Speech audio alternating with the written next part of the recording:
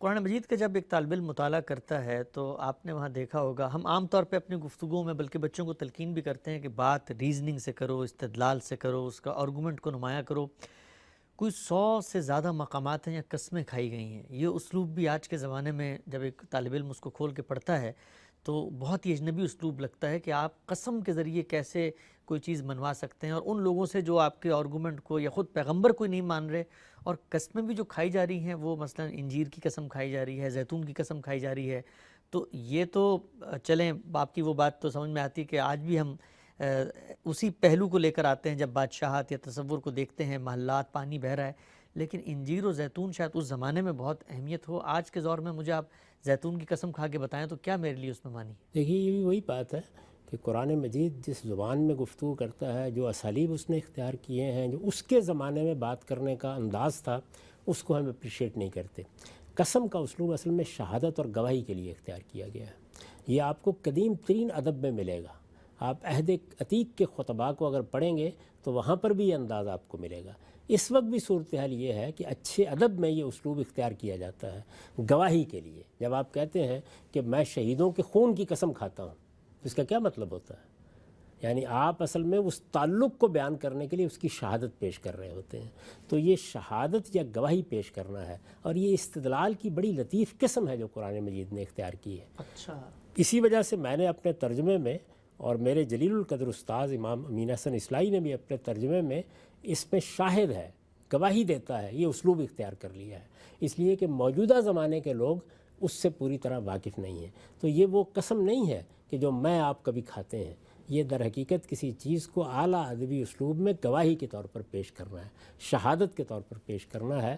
اگر کوئی شخص اس کو سمجھنا چاہتا ہو اور اس کے غوامض کے اندر اتر کر سمجھنا چاہتا ہو، اور دنیا کے قدیم اور اعلیٰ ادب میں اس کی مثالیں دیکھنا چاہتا ہو، تو اسے امام فراہی کی اقسام القرآن کا مطالعہ کرنا چاہیے۔ اس میں انہوں نے بہت تفصیل کے ساتھ یہ بتایا ہے کہ یہ اسلوب بائبل میں اختیار کیا گیا ہے، یہ قدیم خطباء نے اختیار کیا ہے، یہ یونان کے ادب میں آپ کو ملے گا، یہ روما کے ادب میں آپ کو ملے گا، عربوں کے ادب میں بھی اس کی بڑی ہی خوبصورت اور نفیس مثالیں ہیں، جہاں آپ کسی چیز کو جب گواہی کے طور پر یا دلیل کے طور پر پیش کرتے ہیں تو قسم کا اسلوب اختیار کر لیتے ہیں۔ دوسری بات کہ کس چیز کی قسم کھائی گئی ہے، اس میں بھی لوگوں کو یہ غلطی لگی کہ انہوں نے بعض مقامات کو پھل یا کوئی اور چیز سمجھ لی ہے۔ جی، تین اور زیتون پہاڑ کے نام ہے۔ یہ کوہ زیتون وہی ہے جس کے اوپر سیدنا مسیح علیہ السلام نے آ کے قیام کیا ہے۔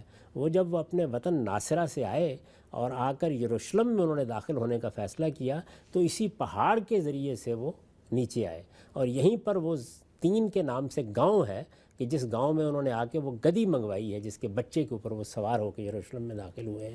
یہی کوہ زیتون ہے جس میں وہ آخری دن بیٹھے ہوئے تھے اور اپنے شاگردوں کے درمیان تھے جب ان کو پکڑ لیا گیا اور پھر صلیب دینے کی کوشش کی گئی، لیکن اللہ نے ان کو محفوظ رکھا، وہ ایک الگ واقعہ ہے۔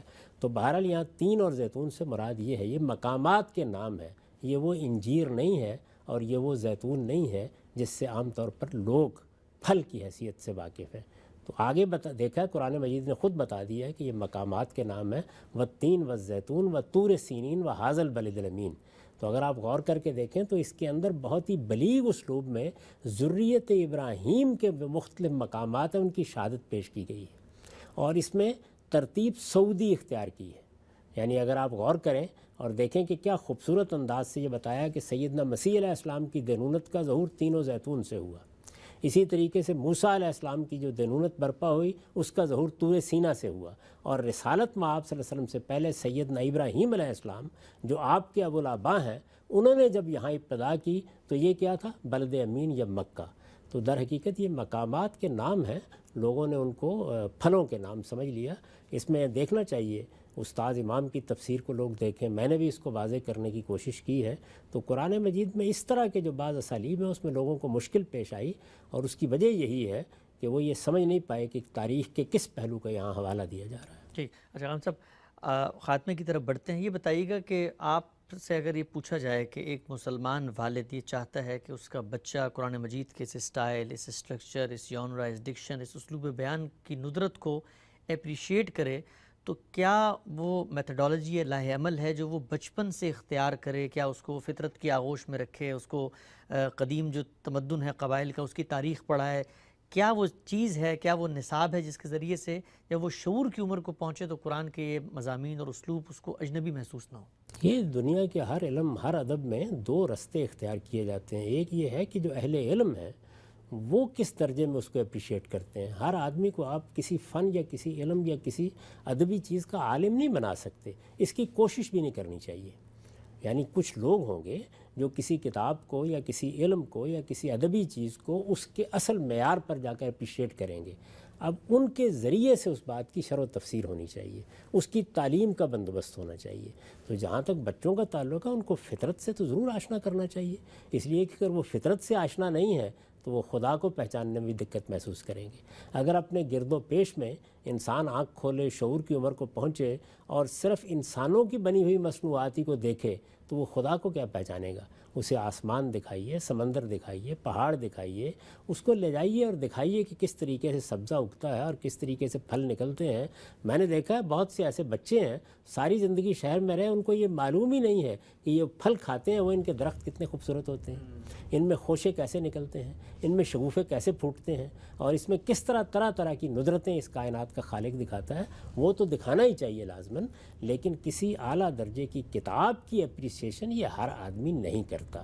علماء کا کام یہ، علماء سے کسی فن یا کسی ادب کے علماء، اقبال کو بھی لوگ پڑھائیں گے، غالب کو بھی لوگ پڑھائیں گے. ایسا تو نہیں ہو سکتا کہ ہر بچے کو آپ اس قابل کر دیں کہ جیسے ہی اس کے ہاتھ میں بال جبریل یا دیوان غالب دیں تو وہ اس کو اس طرح اپریشیٹ کر سکے. تو اس طرح کی کسی کتاب کو پڑھنے، پڑھانے، اس کا ذوق پیدا کرنے کے لیے تو چند لوگ ہی ہوں گے جو اپنے آپ کو وقف کریں گے. یہ ان کا کام ہے کہ باقی لوگوں کی تعلیم کا بندوبست کریں. پھر ہر شخص سے اس سطح کی اپریسیشن مقصود بھی نہیں ہے. یعنی آپ قرآن مجید کو ایک عام کتاب کے طور پر جب پڑھتے ہیں، جس طریقے سے اللہ کی ایک کتاب کو تذکیر اور نصیحت حاصل کرنے کے لیے پڑھنا چاہیے اور ایک عام آدمی کی حیثیت سے پڑھتے ہیں، تو وہ اپنی نصیحت آپ تک پہنچا دیتی ہے. وہ جو بات کہنا چاہتی ہے وہ کہہ دیتی ہے. جس وقت کسی کے اندر یہ ذوق پیدا ہوگا کہ وہ اس کو اس کی اصل میں جا کر دیکھے، یہ جانے کہ وہ بات کیسے کرتی ہے، تو پھر ظاہر ہے کہ اس کو علماء کی، اہل علم کی، علماء کا لفظ میں یہاں اہل علم کے معنی میں بول رہا ہوں، ان کی رہنمائی درکار ہوگی. اور یہ خدمت جو ہم لوگ کرتے ہیں کہ قرآن کی شرح کرتے ہیں، تفسیر کرتے ہیں، قرآن مجید پر تصنیفات لکھتے ہیں، قرآن کا تعارف کراتے ہیں، قرآن مجید کی اس طرح کی جو مشکلات ہیں یا اس کے جو غوامض و اسرار ہیں ان کو حل کر کے پیش کرتے ہیں، تو یہی خدمت دنیا کے ہر علم و فن میں اہل علم کیا کرتے ہیں. ہر آدمی جو دنیا میں پیدا ہوتا ہے وہ ہر علم اور ہر فن کا عالم نہیں بن جاتا. تو یہ اللہ تعالیٰ نے یہی نظام رکھا ہوا ہے. سائنس میں بھی یہی ہے، ادب میں بھی یہی ہے، دنیا کے دوسرے علوم میں بھی یہی چیز ہے. تو یہ خدمت انجام دینی چاہیے. اس وجہ سے ایسا نہیں کہ ہر آدمی کی تربیت ایسی ہونی چاہیے کہ وہ قرآن مجید کی عربی زبان، اس کے اسالیب، اس کے ادب پر ذوق آشنا ہو جائے. نہیں، اس کے لیے دو ہی رستے ہوں گے. اگر وہ فی الواقع یہ طبعی ذوق لے کے آیا ہے، اسی چیز کو اپنا فن یا علم بنانا چاہتا ہے، تو پھر ظاہر ہے کہ ان مراحل سے گزرے گا جن مراحل سے اس کتاب کے علماء گزرتے رہے ہیں. اگر وہ عام آدمی ہے تو علماء کی رہنمائی میں اس کا مطالعہ کر لے جائے. اس لیے یہ ضروری ہے کہ اس کتاب کے ترجمے اس طریقے سے ہوں، اس کی شرح اس طریقے سے لکھی جائیں کہ ایک عام آدمی بھی کسی حد تک وہ حظ اٹھا سکے جو ایک عالم اس کتاب سے اٹھاتا ہے. ٹھیک.